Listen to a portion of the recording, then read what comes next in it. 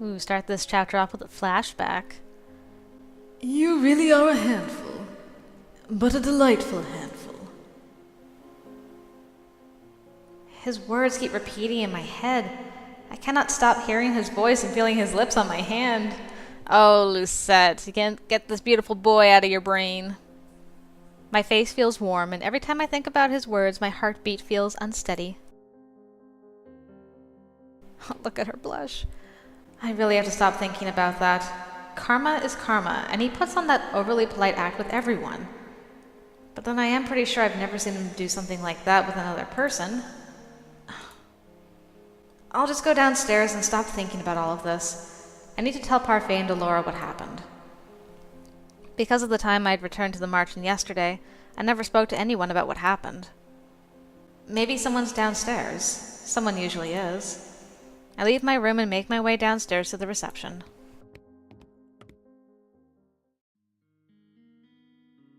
It is quiet when I enter, but not as silent as I thought it would be. Kharma is sitting at one of the tables, speaking quietly with Parfait and Delora. His injured hand is sitting on the table, bandaged. I cannot help but stare at it, my heart plummeting. His injury is my fault. So you have yet to hear the entire story? No, I'm afraid I'm not quite privy to the information Waltz has. Is that correct? Waltz has been directly involved in this far longer than you have. What about Waltz? Princess, you're up early. They all turn to look at me as I stand at the table. Kharma still looks tired and is not in his dress. He looks somber, but still smiles at me. Lucette, how nice of you to join us. When did he start saying my name without my title? So cute. Lucette, you've run into a lot of different mishaps this week, haven't you? I thought you would be stubbornly avoiding work. Instead, you go out of your way to get yourself into trouble. This involves me directly. How would I not be curious? You've also been irresponsible, sneaking out without any of us knowing. I had the freedom to do whatever I want to. I even wore a cloak to... Oh no, the cloak. I left it at the bar. I feel a nudge at my arm and Kharma's holding out my cloak with a tired smile. Thanks. You saved me again. You went back to get this? When? Yesterday, when you were still in bed. You've been running yourself dry these last few days, Kharma. It's nothing. Thank you. Ew. What's this? Our ice princess is thanking someone. Why is that something so strange? Oh, come now, she's not so icy. Lucette is more fire than anything. She's filled with unbridled passion and confidence. Confidence that has gotten me nowhere so far. Don't look so dour, Lucette.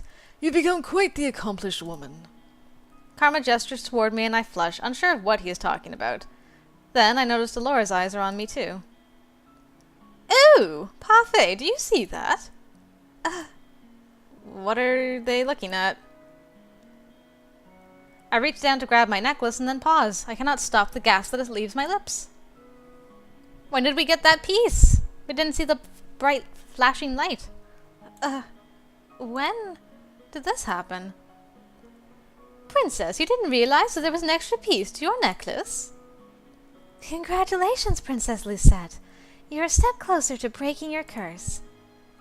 I feel proud. I only ever felt this way around Mother. She did me a great favor yesterday. If not for Lucette, I might have suffocated beneath a pile of very excited women. Wait, helping Kharma escape was a good deed? She was selfless. He's not even mentioning the injury he got protecting me. Parfait and Delora are both smiling, but the cheerful mood does not last long. What were you all talking about before I came down?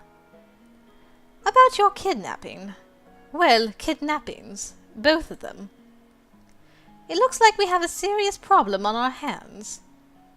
What do you know about this? What does Waltz know that I don't? Princess, it's more about what everyone else knows that you don't. What everyone else knows? I feel anger begin to simmer inside of me. Even though he looks apologetic, he says it so casually. What are you all hiding from me? Let's gather everyone later, shall we? I think Waltz might want to be here for this too. What does Waltz have to do with any of it? Be patient, princess. You've already waited this long. What's another few hours? Waltz continues to be the enigma in this story. I have no choice but to agree when Parfait and Delora refuse to say any more, but I am not happy about it. I spend the rest of my time doing idle chores around the tavern. I do a round of sweeping with Mr. Broom and mindlessly organize some of the bottles. I cannot believe everyone knows something about me that I don't. But now, I'll find out the entire story. Maybe it will answer some of the questions I have. But why are they keeping things about me a secret to begin with? It's not the easiest thing to talk about. Delora gathers everyone in the tavern to discuss the kidnappings. I decide to sit in between Waltz and Kharma. No. So, we have a story to tell. Story time, huh? I don't suppose this would be a romance, would it? How can you stand to make comments like that constantly? How can you stand to live a lie? The two glare at each other across the table, but Delora silences them. Delora starts with a story about the Great War, one that I have already heard so many times I can recite it myself. What does any of this have to do with me? Because of the fairy tales, witches like myself were punished for simply existing. Our leader, the Tavern bearer, was a kind witch that was overtaken by the grief that our people suffered. She was driven so far into madness that she created the Fairytale Curse to punish humans and make them suffer as the witches had. And when that wasn't enough, she committed the ultimate taboo. She killed a human.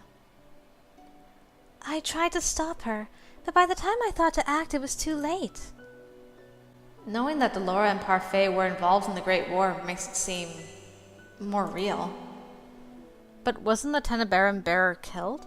How can the Fairytale Curse continue to spread if she is dead? I believe that the Tavern bearer sacrificed the last bit of her life to continue powering the Tavern. All to ensure that the remaining witches could continue spreading the Fairytale Curse. Is none of this ringing a bell for you? What are you talking about? Oh no. Waltz, you know me somehow. It's making me sad. She really did erase your memories. Erase? The witch who died, the Tavern bearer, was your mother, Princess Lucette. What? For some reason I turn to look at Kharma, who is one of the only people who doesn't look away from me. I grew up outside of the kingdom, but even I knew of the terrible witch Hildur. You expect me to believe any of this? Mother was... she wasn't a witch. I would remember that. Well, you would if you had memories of the war, and the years before that. Under Hildur's rule, the palace was a dark place. The king didn't have any real power until Hildur was defeated. That goes for the rest of us, too. We were slaves to Hildur. Delora's eyes flicker to Waltz. It's the truth. Waltz knows because he is also a witch. He experienced Hildur's command over the witches firsthand as well. Really, you can curse other witches? Whoa. We're gonna be a beautiful witch couple one day, Waltz. Waltz is a witch? Sorry for keeping it a secret, Princess. It's not as if I can use much magic anymore anyway. Not when I'm cursed. That's why you do magic. Interesting. This is just another secret of many. It seems everyone is hiding something. Everyone was freed after Hildur's reign. Witches, fairies, and humans alike. The king was even able to marry Ophelia, the woman he always truly loved. Okay, so that wasn't part of Rod's curse. It might have just sped things along for him. So, it has always been Ophelia that he truly loved? Was that the reason I never felt any love from him? Because I was my mother's daughter? He gave up on me. No, dear, I don't think he gave up on me! My voice is too loud in the reception area. I feel it crack beneath the pressure, and suddenly I want to cry. But Mother told me so many times not to cry. The king gave up on me. But Mother didn't. Mother would tell me this was all a lie. She would tell me not to trust anyone. They must be lying. I turn to Kharma. For some reason, I trust him more than I trust Delora or Parfait. Is this the truth? I was told the story of Hilda and her daughter Lucette. They said you were the picture of elegance, but that you shared your mother's icy nature. But I don't think that's true at all. If Hilda was ice, then you most certainly are a warm fire. If my mother was a witch, then what does that make me? You're a witch as well, whether or not you were ever taught to use magic. On your upcoming birthday, you will become the Tavern bearer. Do you realize how ridiculous this all sounds? Me, a witch? The king never said anything. And now I cannot even ask him if this is the truth because I'm cursed. Why would you even curse me? We didn't... Oh, sorry, that was Parfait. We didn't want a repeat of the tragedy, Lucette. I sat on your shelves for almost a year, Princess. There was ice in your heart, and if you had inherited the Tavern in that state, who knows what would have happened? Then why didn't you just tell me any of this? Delora and Parfait look at each other before dropping their gazes to the ground. If we had told you before, would you have even bothered to listen? The king must have tried to do the same thing, and look how that turned out. You shut out everyone who ever tried to tell you about Hilda's true nature. That is probably true. Even now I'm having trouble believing that they are telling me the truth. The whole world feels as if it is collapsing around me. I need to escape. I need to go out and be somewhere else, but why are the witches looking for me? You are the heir to the Tavern. No doubt the evil witches want you on their side so they can continue wreaking havoc in Angielle with the Fairytale Curse. The men that were looking for Lucette were not witches, though. They were knights. Perhaps the witches and the knights are working together. This must be part of Alcaster's scheme to steal the throne. What are you talking about? The reason why Garland and I left the Order of Caldera was because the king did not believe us about Alcaster's coup. How would he know the princess's identity, though? Anyone who isn't a witch, a fairy, or isn't cursed shouldn't be able to remember her. But now we know that it is not just the witches looking for the princess, but the knights of the Order of Caldera as well. They definitely have a description of her from someone. Lucette? Kharma reaches out a hand to touch my shoulder, and I flinch back before standing up. I cannot speak about this now. I want to be alone. Let her go. She'll need a lot of time to think. Are you going to throw Fritz under the bus? 'Cause you should. I leave everyone sitting at the table as I try to process the whirling thoughts in my mind. Hildir, my mother, the only person I ever thought loved me, was the Tavern bearer. A witch. The first witch to kill a human. Which human? The witch that started the Fairytale Curse. All this time I thought Mother was the only one who cared, but what if she never did? I stay in my room for a long time, trying to process everything I have been told. Memory time? Dream time? Nope, just time. Time passing. Days go by before I decide to leave the tavern again to watch Kharma practice with the knights. These last few days I felt hollow. Maybe seeing the normal practices will help me feel better. Maybe it will make things feel like nothing's changed. I do like this a little more. It seems like she's processing it, taking time to process this fact instead of just like moving on, not really taking time to think about her mom being a witch like in Rod's Root. When I arrive at the forest, however, only Kharma is standing in the clearing. He's staring through the trees as if he sees something there, but his expression is solemn, almost sad. Eventually he sighs, shaking his head before turning in my direction. Lucette. I prepare myself for a response, but find that no words come to mind. I have not spoken to Kharma since the talk about Mother and witches, and any of the ease I felt with him before has slipped away. Still, I came here on my own, and I cannot just stand here being mute.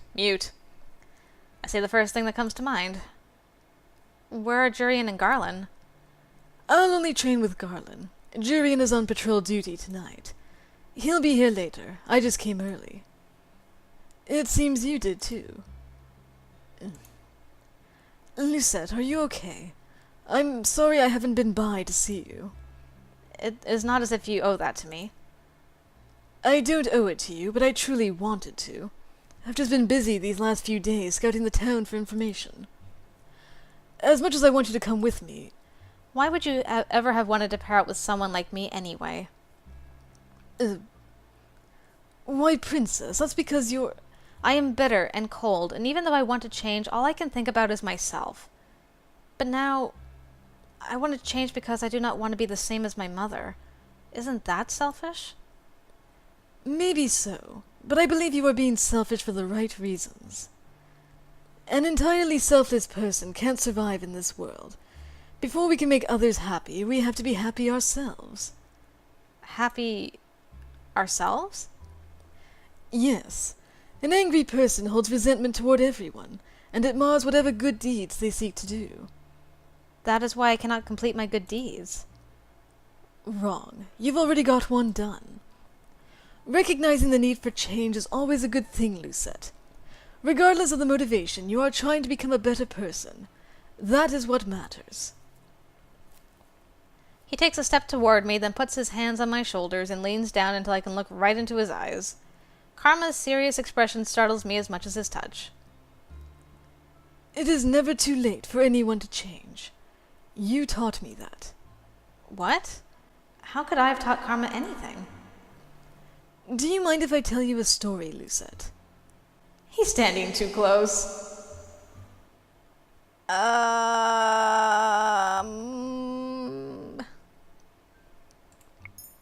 gonna save.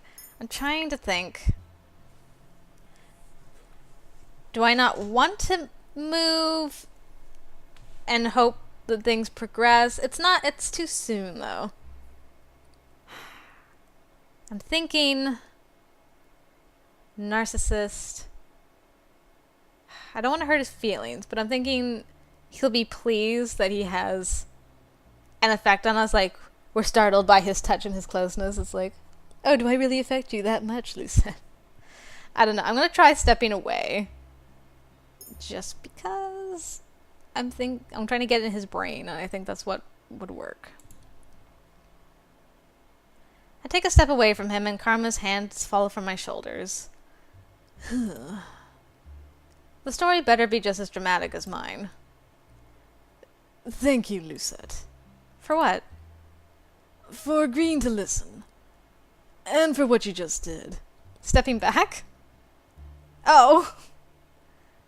Okay, I guess that was good. It wasn't quite what I was expecting. I'll stick with it, I guess. Stepping away from him? Was I distracting him? Oh, good. We're gonna hear his story. Once upon a time, in a land far, far away, there lived a crown prince from a kingdom called Brigantia. Brigantia is one of the neighboring kingdoms, so this isn't make-believe. Oh my goodness. How am I supposed to... Alright, I'm gonna try my darndest to pronounce this name. His name was Claude Idric Rinaldi Matthias Almonte, but because the name was such a mouthful, he settled for an acronym as a nickname, at least around the palace where it was acceptable. That's where Kharma comes? Your full name is Claude Idric Rinaldi Matthias Almonte? Okay. Claude Idric Kharma? Prince Claude was a man who flaunted his beauty and talents to all that he met. He often used his title to get what he wanted. Prince Claude was a selfish man who felt he was entitled to everything that he had.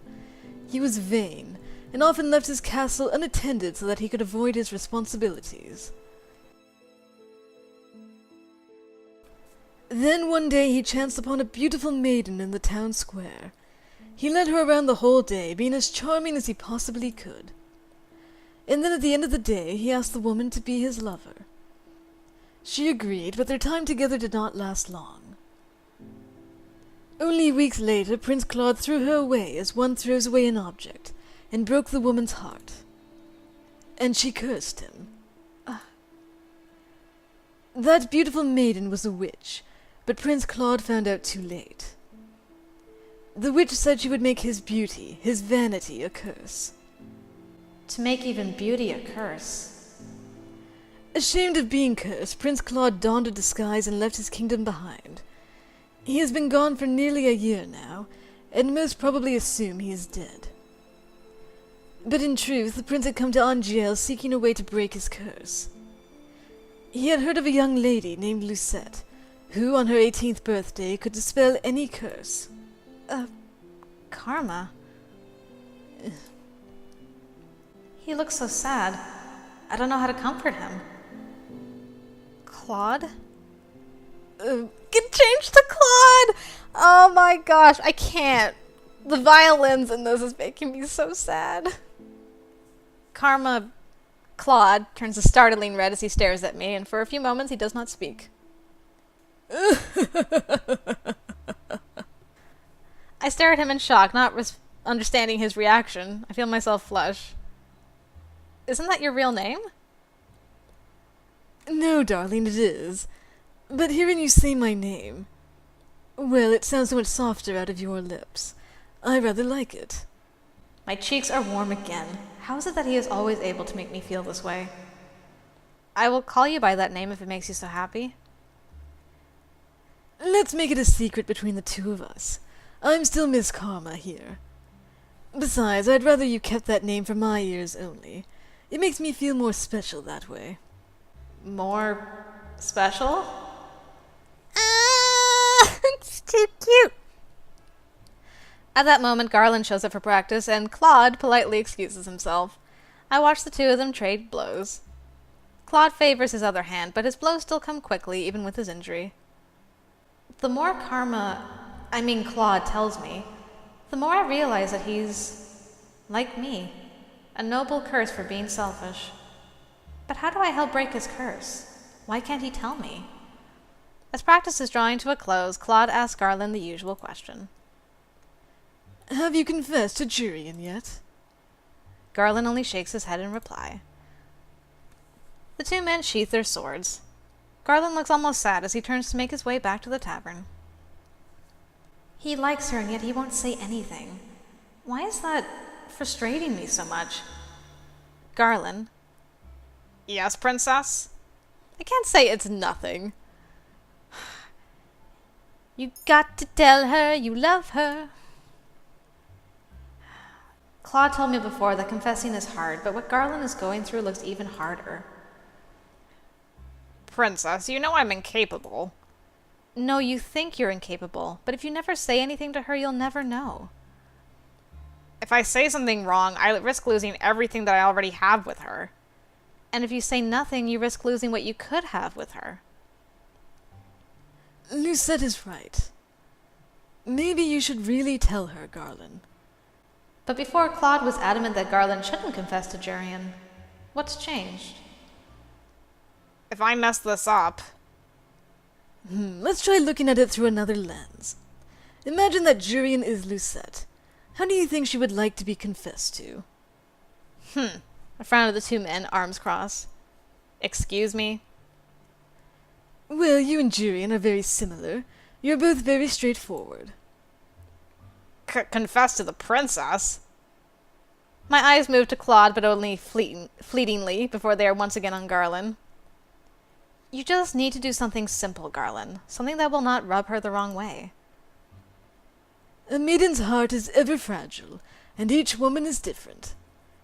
Claude is wearing an amused smile on his face, but he is looking at me, not Garland. I feel my face flush and have to look away. Lucette, your tomato red again. It's adorable. I cross my arms over my rapidly beating heart again and force a scowl on my face. No, I was just thinking about what Garland could do. Something simple. Like when Kharma kissed my hand, Garland kissing Jurian's hand is probably not a good idea. Maybe he could do what Claude and I did that one day in town. He can buy her some food, and they can just talk. Garland, have you ever just asked Jurian out for food? Not alone. Jurian is practical, and she always eats at the tavern. She's also always on duty if she's available. I'll take her patrol shift 2 nights from now, then. And tomorrow you can ask her out for a meal.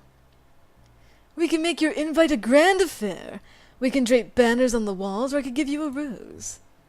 That sounds like a terrible idea. I am offended. I feel like if I did something like that for Jurian, she would get embarrassed and punch me. Sounds like another lady that I know. Claude grins at me, but I just roll my eyes. Garland, just ask her normally. And then when you are out and alone together, you can confess.